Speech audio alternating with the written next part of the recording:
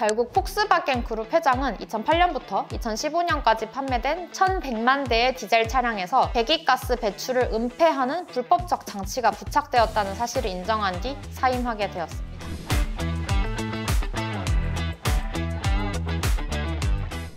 안녕하십니까? 똑소리 나는 원자재 투자 옥지혜입니다. 오늘은 현재의 플래티넘과 팔라듐 가격에 아주 큰 영향을 미치게 된 디젤게이트 사건에 대해서 이야기해 보겠습니다. 디젤게이트 사건은 여러분이 잘 아시는 폭스바겐 그룹이 디젤 자동차의 배기가스 저감 장치를 조작해온 사기 스캔들입니다. 이 사건은 디젤 자동차의 특성에서 시작되었습니다. 원래 디젤 자동차는 가솔린 자동차에 비해서 인체에 유해한 질소산화물을 수백 배나 많이 배출해 그동안 많은 비판을 받아왔습니다. 그래서 유럽과 일부 저개발 국가를 제외하면 디젤은 상용차에만 사용되지 승용차에 사용되는 경우는 거의 없었는데요. 심지어 미국과 일본, 중국, 한국 등 유럽을 제외한 상당수의 나라에서는 2000년대 이전에 디젤 승용차 자체가 금지되기도 했습니다. 그에 반해 유럽에서는 디젤이 주력 자동차일 정도로 많이 생산되었는데요. 그 이유는 유럽 배출가스 규제가 미국이나 일본에 비해 상대적으로 약했기 때문입니다. 그렇다면 유럽은 왜 배기가스 규제가 약했을까요? 친환경에 앞장서는 지금의 유럽 행보를 보면 잘 이해가 안 가긴 하는데요. 아마 그때는 독일 자동차 회사들이 디젤 엔진의 강점을 가지고 있었기 때문에 유럽이 배출가스 규제를 일부러 약하게 한 것이 아닌가 하는 생각이 듭니다.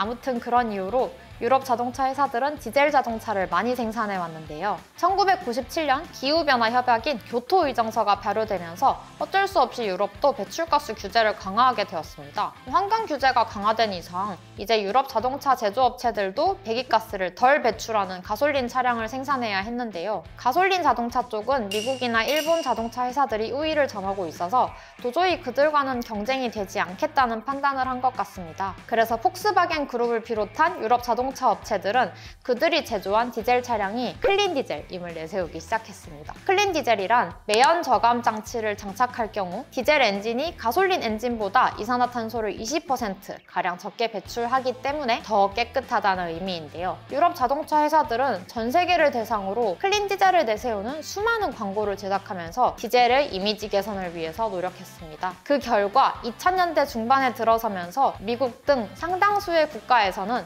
그동안 금지되어 왔던 디젤 승용차가 법적으로 허용되게 되었습니다. 그 당시 클린 디젤이 얼마나 인기 있었냐면요. 심지어 한국에서는 2009년 디젤차가 친환경차로 분류되어 세제 혜택을 받을 정도였습니다. 이렇듯 디젤 차량은 정말 잘 나가고 있었는데요. 미국 ICCT, 즉 국제청정교통위원회라는 시민단체에서 디젤 차량의 시험 결과를 발표하면서 폭스바겐 그룹이 배기가스 저감 장치를 조작하고 있었다는 것이 드러났습니다. 당시 미국과 유럽 모두 실내 기계 장치에서만 차량 인증 테스트를 하고 있었는데요. 실외 도로 주행 시험은 법제화되어 있지 않아 필수적인 사항이 아니었습니다. 유럽 자동차 제조사들은 이처럼 전 세계 모든 국가가 실내 시험만 실시한다는 점을 악용했는데요. 그동안 실내 주행 시에만 배기가스 저감 장치를 작동하고 실외 주행 시에는 장치의 작동을 중단시키는 소프트웨어를 장착해 기준치의 40배에 달하는 배기가스를 배출해온 것입니다. 시민단체 폭로 이후 미국 환경보호청에서도 자체 조사를 통해 폭스바겐 차량의 동일한 문제점을 발견했는데요. 미국에서 디젤차를 판매하려면 주행거리 1km당 질소산화물이 0.044g 이하여야 하는데 실제로는 최대 1.51g이 배출되는 수준이었다고 합니다. 즉, 기준을 준수하지 못했기 때문에 판매되면 안 되는 차량이 그동안 미국에서 판매되었던 것이죠. 결국 폭스바겐 그룹 회장은 2008년부터 2015년까지 판매된 1,100만 대의 디젤 차량에서 배기가스 배출을 은폐하는 불법적 장치가 부착되었다는 사실을 인정한 뒤 사임하게 되었습니다. 이 사건으로 미국과 유럽 전역에서 폭스바겐 차량의 85% 이상이 리콜되었고 폭스바겐 그룹에는 300억 유로, 즉 한하 43조 원에 해당하는 벌금이 부과되었습니다. 또한 배기가스 조작에는 폭스바겐뿐 아니라 벤츠, 오펠 등 대부분의 유럽 업체들이 연루되어 있다는 사실이 속속 밝혀졌는데요. 클린 디젤, 즉 디젤은 깨끗하다라는 문구를 가장 앞서서 외쳤던 회사들이 사람들을 속여왔다는 사실이 밝혀지면서 디젤 엔진 차량에 대한 비판 여론이 정말 높아졌습니다. 그에 따라 1. 디젤 자동차 판매량은 크게 감소했고 2. 디젤 엔진의 배기가스 저감 장치에 주로 사용되는 백금 수요 또한 줄어들게 되었으며 3. 백금 가격은 천정부지로 하락하게 되었습니다. 한편 백금 수요가 줄어들자 백금의 대체제인 팔라듐 수요는 늘어났는데요. 차트에서 보시다시피 지지부진하던 팔라듐 가격은 이 사건을 계기로 우상향을 그리게 되었고 지금까지도 플래티넘에 비해서 높은 가격을 유지하고 있습니다.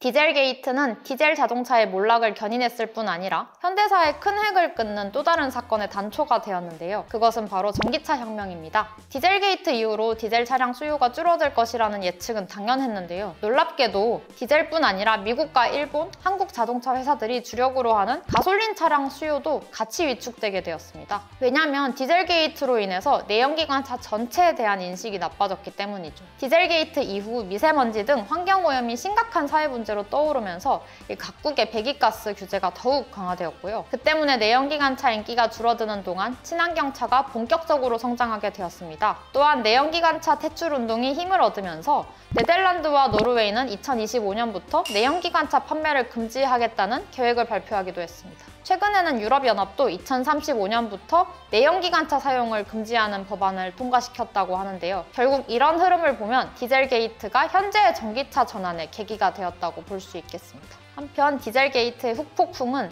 팔라듐과 플래티넘 가격에도 하방 압력으로 작용했습니다. 전기차 붐이 일어나자 자연스럽게 내연기관차의 배기가스 저감 장치에 쓰이는 팔라듐과 플래티넘 수요가 줄어들 것으로 예상되었기 때문입니다. 우선 플래티넘 가격은 디젤 게이트 이후 예전의 고점인 1900달러를 넘어서지 못하고 박스권에 놓인 모습이고요. 팔라듐 가격은 주된 팔라듐 생산국인 러시아가 2022년 우크라이나를 침공했을 때 급등했다가 2024년 3월인 현재까지 우하향 추세를 그리고 있습니다. 이쯤 되면 디젤 게이트가 현대사는 물론이고 백금족 금속 흐름에도 아주 굵직한 한 획을 그었다고 볼 수 있겠습니다. 자, 지금까지 디젤 게이트와 그것이 백금족 금속 가격에 미친 영향을 알아봤습니다. 이처럼 배기가스 및 자동차 엔진 이슈는 플래티넘이나 팔라듐과 밀접한 관련이 있으니까요. 백금족 금속을 투자하시는 분들은 이번 영상을 계기로 자동차에 더 많은 관심을 갖고 지켜보시면 좋을 것 같습니다. 그럼 다음에도 유익한 영상으로 찾아뵙겠습니다.